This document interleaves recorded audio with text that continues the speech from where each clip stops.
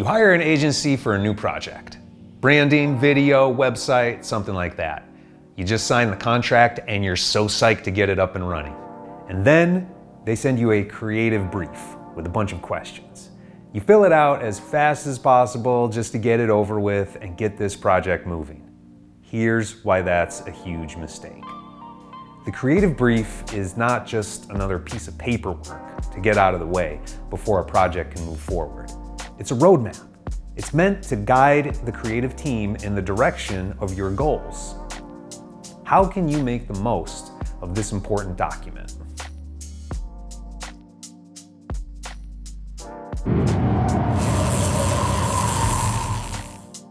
First, let me say that I prefer going over creative brief questions in person or over the phone as opposed to emailing them.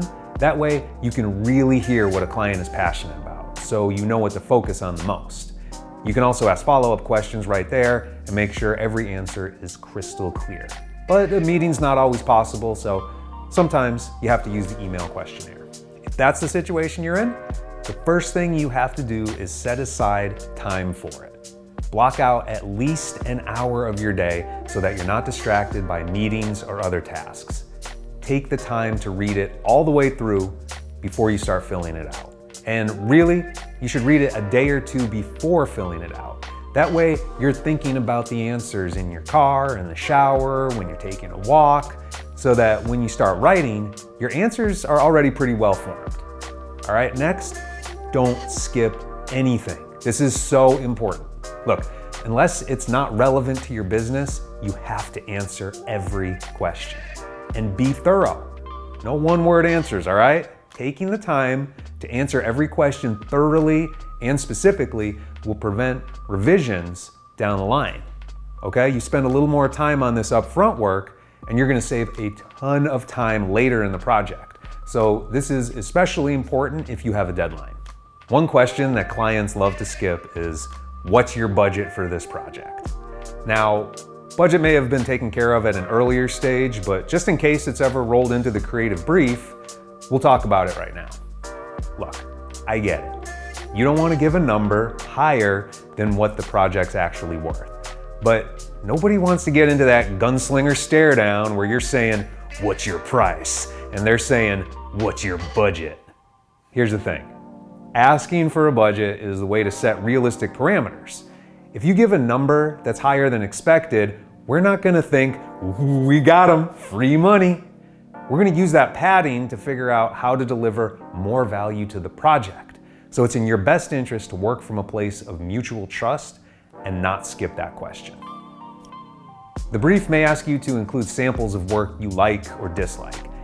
Even if it doesn't ask for it, it's still pretty helpful to provide samples. So maybe they're from within your industry, but you can also look beyond your industry for inspiration. Maybe put together a small Pinterest board or just some screenshots. You don't have to provide a ton. The designers usually do that in a later stage. But a little visual guidance up front helps. And always make sure to say why you're including those samples. What is it about them you like or dislike? Just don't ask us to straight up copy anyone else's design. We'll get into trouble, you'll get into trouble. Let's not even have that conversation. When you're filling out the brief, keep your target audience in mind. Try to answer questions from their perspective.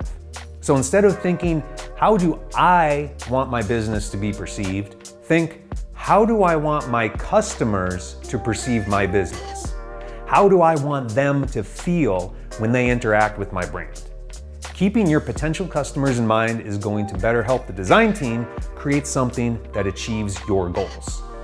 And that's what this is all about, achieving goals. The more direction you can give up front, the smoother the process, the better the result, and the more focused the project is on giving your business a boost. So no cutting corners when it comes to a creative brief. Did I miss anything? Do you have any creative brief questions? Drop them in the comments. And of course, like and subscribe, and we'll see you next time on The Brand Outlaw.